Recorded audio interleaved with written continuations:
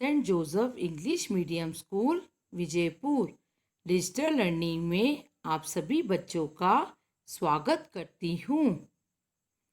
पाठ 6 हमारे राष्ट्रीय प्रतीक। बच्चों, इससे जो पहले का लेसन था, जिसकी मेहनत उसकी जीत, आप सभी को समझ आया होगा। तो शुरू करते हैं अपना लेसन, हमारे राष्ट्रीय प्रतीक। तो आप सभी बच्चे ध्यान से इस लेसन को सुनेंगे। फर्स्ट वन तो आपका कौन सा है बच्चों? राष्ट्रीय ध्वज।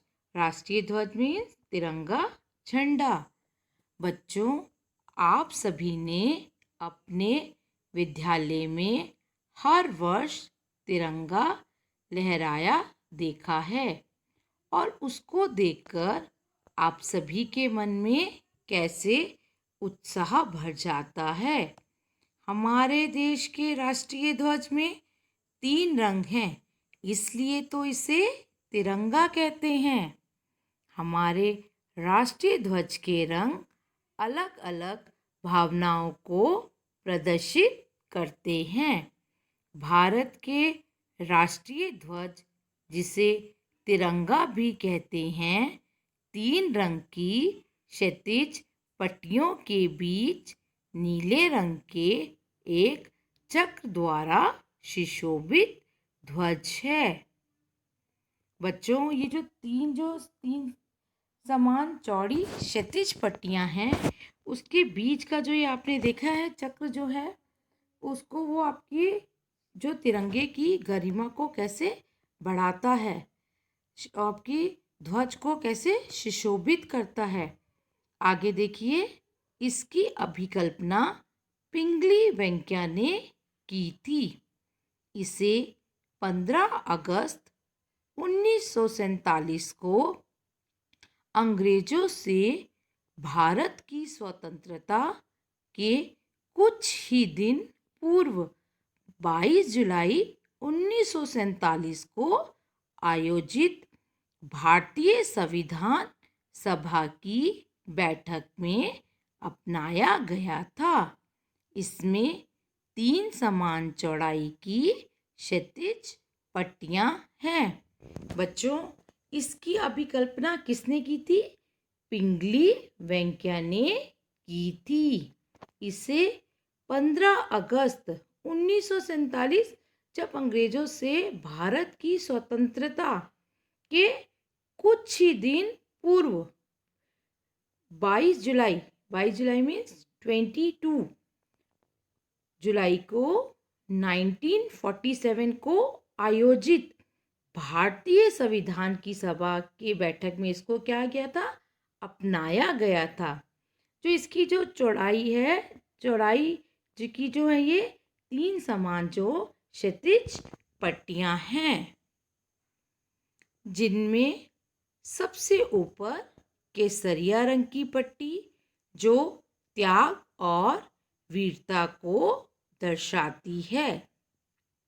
बीच में श्वेत पट्टी धर्म चक्र के साथ शांति और पवित्रता का संकेत है और नीचे गहरे रंग की पट्टी समृद्धि और खुशहाली दर्शाती है।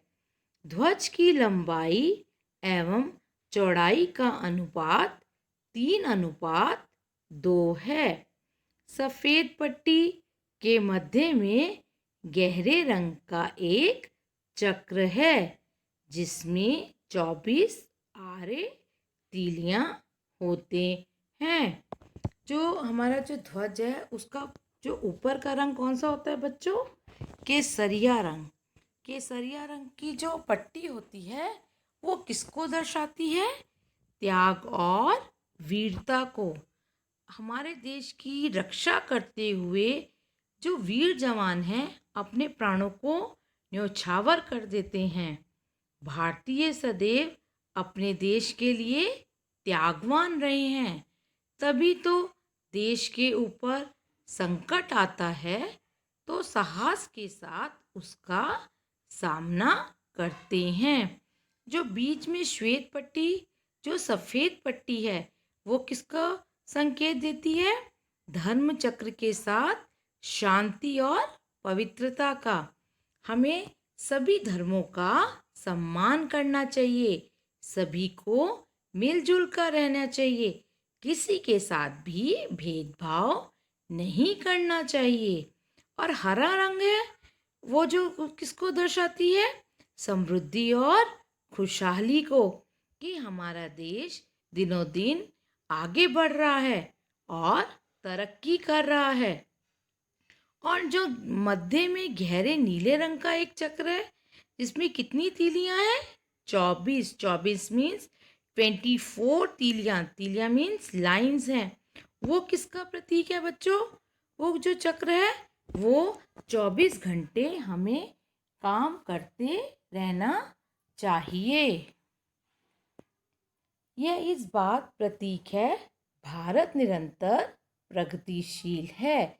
इस चक्र का व्यास लगभग सफ़ेद पट्टी की चौड़ाई के बराबर होता है।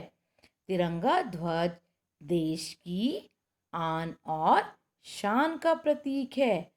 भारतीय राष्ट्र ध्वज अपने आप में ही भारत की एकता, शांति, समृद्धि और विकास को दर्शाता हुआ दिखाई देता है। आगे देखिए बच्चों, सेकंड हमारा कौन सा है? राष्ट्रीय चिन्ह।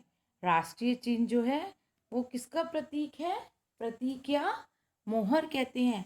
वो किसके काम में आती है? जो हमारे जो सरकारी दस्तावेज होते हैं, जो हमारे सरकारी जो काम होते हैं उसमें मोहर के काम में इसको काम में लाया जाता है। तो इसका मैं आपको संक्षेप में बताती हूँ। राष्ट्रीय चिन्ह एक प्रतीक या मोहर है जिसके द्वारा राष्ट्र या बहुराष्ट्रीय राज्य द्वारा अपने प्रतीक के रूप में उपयोग के लिए आरक्षित किया जाता है। इस चिन्ह का प्रयोग सरकारी कागजों, दस्तावेजों, अभिलेखों, प्रपत्रों, मुद्रों आदि पर किया जाता है। तो आपने देखा कि इसका जो मुहर है, एक सभी जो है हमारे जो कागज़ जो होते हैं सरकारी कागज़ के में जो है इसको काम में लाया जाता है। आगे देखिए, भारत का राज चिन्ह भारतीय पहचान और विरासत का मूलभूत हिस्सा है। विश्व भर में बसे विविध पृष्ठभूमियों के भारतीय इन राष्ट्रीय प्रतीकों पर गर्व करते हैं क्योंकि वे प्रत्येक भारतीय के हृदय में गौरव और देशभक्ति की भावना का संचार करते हैं। अशोक चिन्ह भारत का राष्ट्रीय प्रतीक है। इसको सारनाथ में मिली अशोक स्तंभ से लिया गया है। मूल रूप में इसमें 4 शेर हैं जो चारों दिशाओं की ओर मुंह किए खड़े हैं। इसके नीचे एक गोल आधार है जिस पर एक हाथी, एक दौड़ता घोड़ा, एक सांड और एक सिंह बने हैं। ये गोला आकार आधार खिले हुए उल्टे लटके कमल के रूप में हैं। हर पशु के बीच में एक धर्म चक्र बना हुआ है। बच्चों, ये कहाँ से लिया गया है? सारनाथ में मिली अशोक स्तंभ से लिया गया है। और कितने मुंह हैं इसके? 4 शेर। जो इसके कितने हैं? 4 शेर हैं जो चारों दिशाओं की ओर मुंह खड़े हुए हैं। तीन जो हमें दिखाई देते हैं और एक जो पीछे होता है। राष्ट्र के प्रतीक में जिसे 26 जनवरी 1950 में भारत सरकार द्वारा अपनाया गया था, केवल 3 सिंह दिखाई देते हैं और चौथा छुपा हुआ है, दिखाई नहीं देता है। चक्र केंद्र में दिखाई देता है। सांड दाहिनी ओर, दाहिनी मीन्स राइट हैंड, और घोड़ा बाई मीन्स लेफ्ट हैंड, और अन्य चक्र की भारी रेखा बिल्कुल दाहिनी और बाईं छोर पर घंटी के आकार का कमल छोड़ दिया जाता है। प्रतीक के नीचे सत्यमेव जयते देवनागरी लिपि में अंकित है। सत्यमेव जयते शब्द मुंडकोपनिषद से लिया गए हैं, जिसका अर्थ है केवल सच्चाई की विजय होती है। जो ये सत्यमेव जयते ये जो शब्द है ये कहाँ से है? मुंडकोपनिषद से लिया गया है। जो बच्चों ये चिन्ह है, आपने चिन्ह के नीचे एक लाइन लिखी है, देखे उसमें क्या लाइन कौन सी लिखी हुई है? सत्यमेव जयते। तो इसका पूरा जो राष्ट्रीय जो आपने ये देखा है राष्ट्रीय चिन्ह, वो हमें पूरा क्या क्या उससे हमें क्या सीख मिलती है कि हमेशा सच्चाई की ही विजय होती है। और देखिए आपने देखा जिसका अर्थ है केवल सच्चाई की ही विजय होती है। सत्यमेव जयते। आगे देखिए, थर्ड आपका है राष्ट्रीय गान जन गण मन। भारत का राष्ट्रगान है जो मूलतः बंगाली में गुरुदेव रविंद्रनाथ टैगोर द्वारा लिखा गया था। राष्ट्रगान के गायन की अवधि लगभग 52 सेकंड है। कुछ अवसरों पर राष्ट्रगान संक्षिप्त रूप में भी गाया जाता है। इसमें प्रथम और अंतिम पंक्तियां ही बोलते हैं, जिसमें लगभग 20 सेकंड का समय लगता है।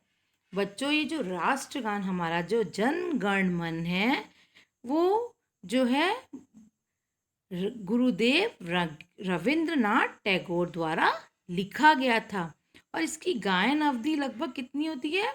52 सेकंड। और जो इसको जो है कुछ अवसरों पर जो है ये संक्षिप्त रूप में गाया जाता है। और प्रथम और अंतिम, और कभी कभी जो है इसमें हम प्रथम और अंतिम ही पंक्तियां बोलते हैं और जिसमें लगभग कितने हमें सेकंड लगते हैं? 20 सेकंड लगते हैं। संविधान सभा में जन गण मन हिंदुस्तान के राष्ट्रगान के रूप में 24 जनवरी 1950 को अपनाया था। इसे सर्वप्रथम 27 दिसंबर 1911 को कांग्रेस के कलकत्ता, अब दोनों भाषाओं में बंगाली और हिंदी अधिवेशन में गाया गया था। पूरे गान में 5 पद हैं। जब राष्ट्रगान गाया या बजाया जाता है तो श्रोताओं को सावधान की मुद्रा में खड़े रहना चाहिए। श्रोताओं मीन्स जिसके कान पर ये गान सुनाई देता है उसे सावधान रूप में खड़े होकर मीन्स अटेंशन में खड़े होकर इसे गौरव देना चाहिए। बच्चों राष्ट्रगान को देखकर आपको भी अपनी स्कूल असेंबली की याद आ गई होगी, तो आप भी सब प्रार्थना करो कि पुराने दिन वापस लौट आए। और जो इसका आधा लेसन जो रह गया है वो मैं आपको दूसरी वीडियो में बताऊंगी। Thank you children. Have a nice day.